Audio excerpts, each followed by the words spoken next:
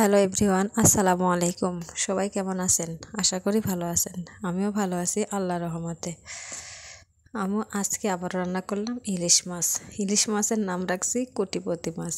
এই মাছ সবাই ইচ্ছা থাকা সত্ত্বেও খেতে পারতেছে না, অনেক দাম। এই জন্য আমরা সবাই চাই ইলিশ মাছের দামটা অন্তত কমুক।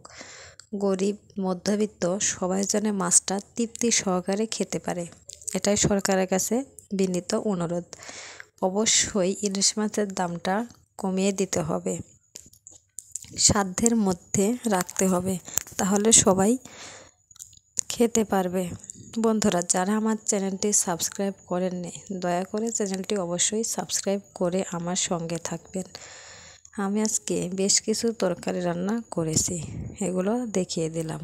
এই যে দেখুন, পেঁপে দিয়ে, মাছ দিয়ে, মাসকালের বড়ি দিয়ে রান্না করেছি, পুঁই শাক ভাজি করেছি। বেশ 3 রকমের তরকারি আজকে আমি রান্না করেছি। সবাই ভালো থাকবেন। আল্লাহ হাফেজ।